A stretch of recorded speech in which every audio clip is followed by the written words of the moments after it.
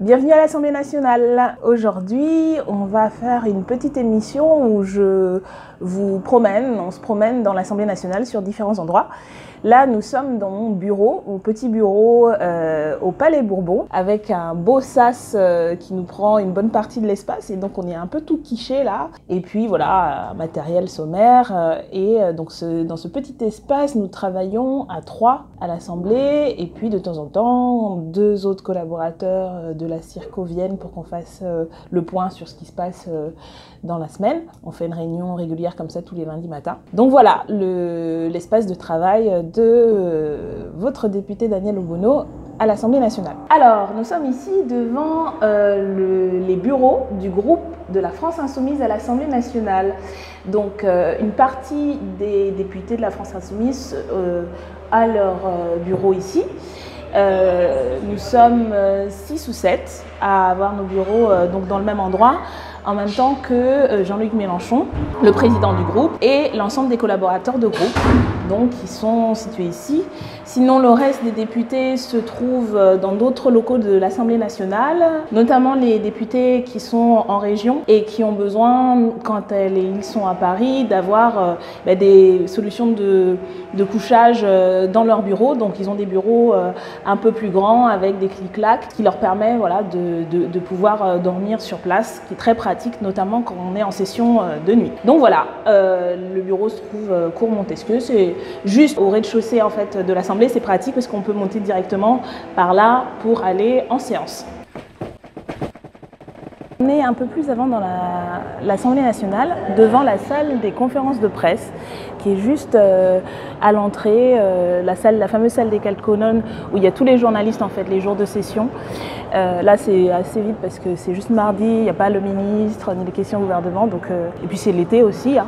Même les journalistes ont le droit de prendre des vacances. Là je me trouve devant la salle de conférence de presse parce que nous avons donné avec d'autres députés de groupes minoritaires, la Nouvelle Gauche, le groupe GDR aussi, une conférence de presse sur un point important que nous avons défendu ensemble dans le débat sur la loi confiance qui concerne le fameux verrou de Bercy. C'est en fait le pouvoir qu'a le ministère des Finances, de l'économie et des finances, donc Bercy, qui siège à Bercy, de déterminer quel contribuable il peut poursuivre. Et en fait, c'est un moyen pour les contribuables très riches qui ont des problèmes avec le fisc de ne pas avoir de poursuite s'ils acceptent de payer. Donc une inégalité de traitement parce que les citoyens et les citoyennes lambda qui ont des problèmes des fois avec les impôts, ils sont tout de suite poursuivis. Les très riches passent par les mailles du filet. En fait, ce pouvoir ne permet de récolter que quelques milliards sur les 80 milliards qui échappent au fisc. On va parler de ça parce que dans le projet de loi sur la confiance, le gouvernement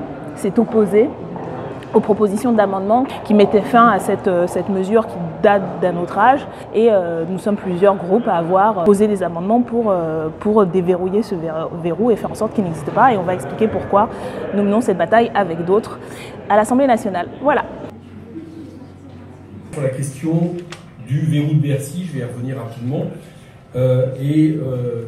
jugeant l'affaire suffisamment importante pour justement la défendre, non seulement ensemble, en tout cas de manière commune pendant l'Assemblée, mais aussi de faire ce point presse pour vous en dire l'importance. On a répondu présent et se sont déclarés d'accord avec ce point presse les Républicains constructifs, donc avec Charles de Courson qui est ici, Nouvelle Gauche avec Cécile Untermeyer qui est ici, le groupe GDR avec Fabien Roussel ici, et évidemment France Insoumise, que je représente avec Daniel Obono, chacun étant dans la commission finances et dans la commission des lois. On a vu, y compris grâce aux amendements que nous portions et la défense des amendements du Sénat, qu'il y avait matière à discuter et que ça arrivait à convaincre un certain nombre de députés de la majorité. On a eu une première petite victoire sur la question de la réserve ministérielle. Il a fallu qu'on monte au créneau, que nous soyons un certain nombre à montrer justement le 2 poids 2 mesures qui était appliqué d'une part aux parlementaires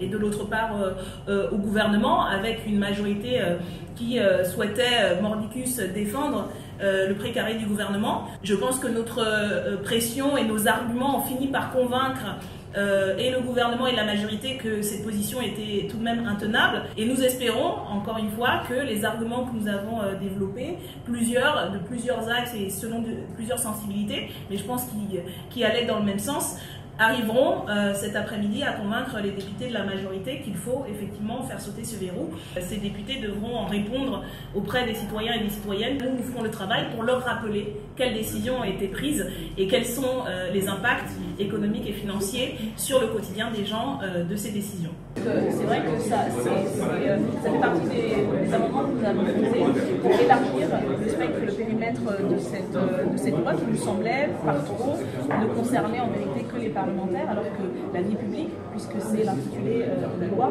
embrasse bien plus largement que les parlementaires. Alors nous revoilà après la conférence de presse sur l'opposition au verrou de Bercy, donc conférence de presse à l'initiative de la France Insoumise, et à laquelle a participé le groupe des communistes, la Nouvelle Gauche et les Républicains constructifs.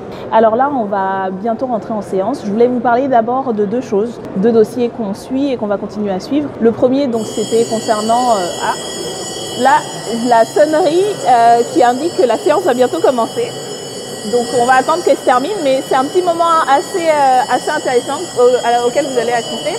En fait, c'est l'arrivée du président de l'Assemblée nationale, François de Rugy, si c'est bien lui qui siège aujourd'hui, et qui arrive donc au milieu de la haie d'officiers que vous voyez là. Et donc on va peut-être regarder la séquence. Je crois que je ne l'ai jamais vu en entier en fait arriver, parce que souvent on est déjà à l'intérieur, ou alors on arrive après, et donc on ne se retrouve pas au milieu de la haie. Donc, alors vous allez le voir, est-ce que c'est lui qui arrive?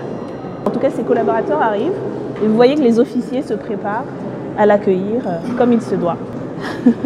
Bah, écoutez, on va en profiter pour parler un peu de la mobilisation qui s'est tenue à Beaumont-sur-Oise à l'occasion des 1 an de la mort d'Adama Traoré.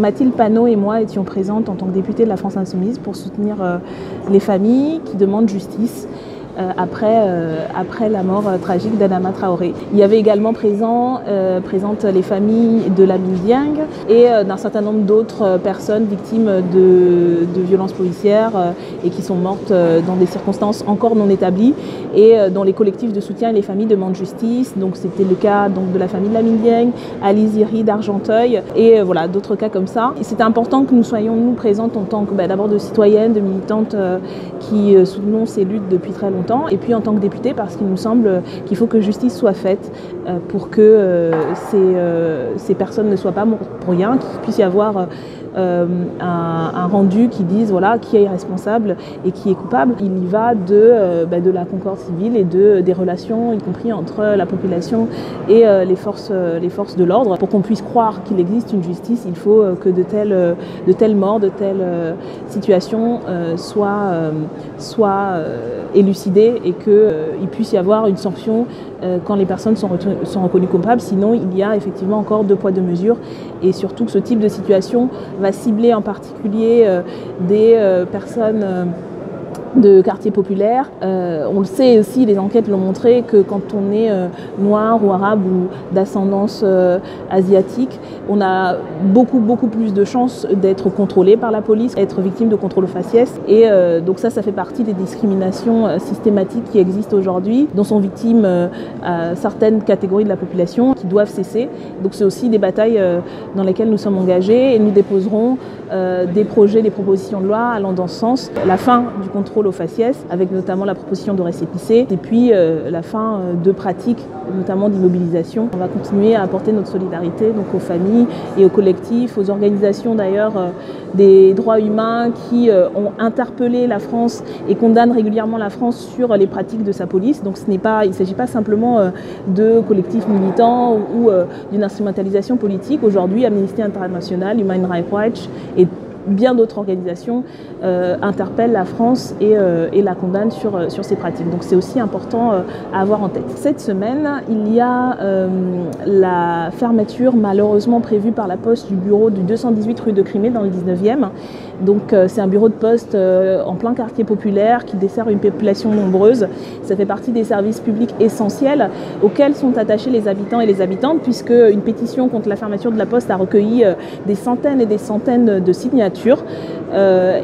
Malgré cela, la direction de la Poste a choisi de fermer ce bureau pour des raisons purement comptables, purement financières, puisque la Poste a comme politique désormais de privilégier ses opérations financières, la banque postale, et donc se situe dans le droite ligne des directives de libéralisation des services publics et des services postaux demandées par l'Union européenne et par voilà, l'ensemble des politiques menées depuis au moins le début des années 90. Donc on est là dans la traduction concrète d'une politique de néolibéralisation, de mise en concurrence des services postaux contre laquelle nous nous battons donc nous avons soutenu et nous continuerons à soutenir les collectifs d'habitants, les collectifs y compris de citoyens, de militants mais aussi de syndicalistes qui se battent parce que ce type de mesure a un impact à la fois sur les services publics, mais aussi sur les conditions de travail des postiers. Donc voilà,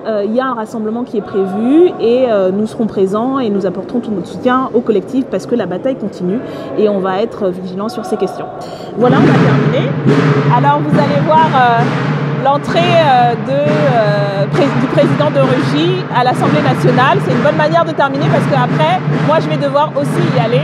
Donc je vous laisse admirer toute la pompe républicaine avec laquelle on accueille le président de l'Assemblée nationale.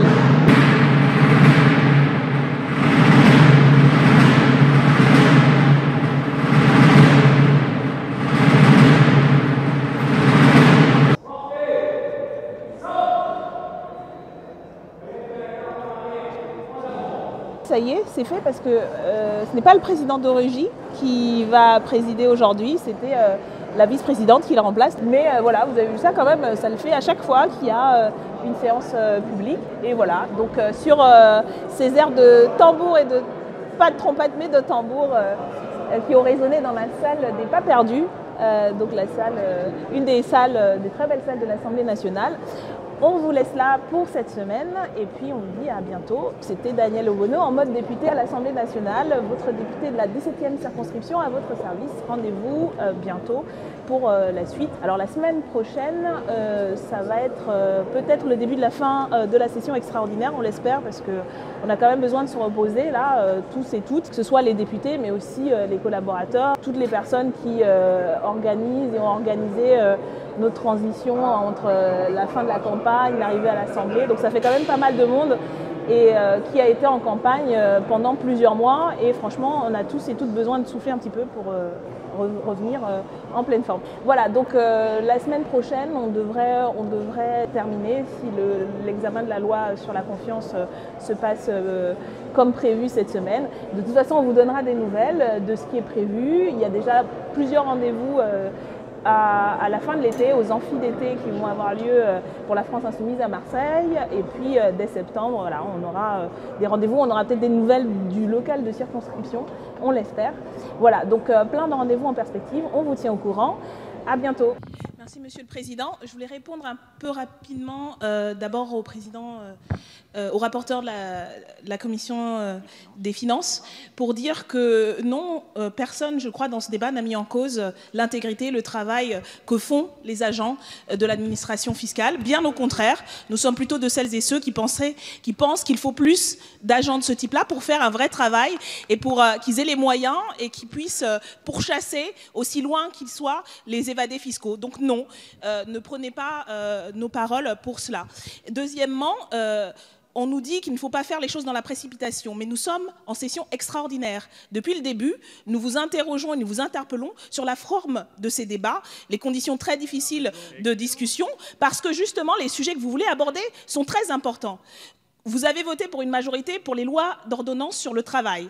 Nous avons été opposés. Mais vous reconnaissez vous-même l'importance de ces débats et de ces sujets. Sur chaque discussion, il était possible de mettre en place des évaluations, des commissions, etc., comme il est proposé aujourd'hui. Mais non, ça a été voté en bloc, alors que c'est une mesure qui touche quand même au Code du travail et à un élément central de l'organisation sociale de ce pays. Par contre, sur ce sujet, qui est aussi, de notre point de vue, une question centrale sur la question de la fiscalité, de la justice sociale, et y compris des choix arbitraires qui peuvent être faits, de taper sur certains et de laisser passer d'autres, avec un écart en plus en termes d'efficacité, où on nous dit que cette année, il y a peut-être 1 milliard qui vont être récupérés et que la fraude fiscale représente entre 60 et 80 milliards. Vous qui êtes si friand d'efficacité, de pragmatisme, vous reconnaîtrez quand même qu'il y a un écart. Mais dans ce cas précis, on nous dit qu'il ne faudrait pas faire les choses trop vite, alors qu'on l'a fait pour des questions tout aussi importantes et qu'il faudrait repousser à plus tard. Vous comprendrez qu'on doute quand même de la sincérité des arguments qui nous sont opposés, et quand vous avez un tel arc de force politique pour pointer les problèmes que pose cette mesure, vous devriez quand même essayer d'entendre très précisément ce qui est dit, et je ne doute pas que vous serez convaincus par nos arguments. Merci, Madame Obono.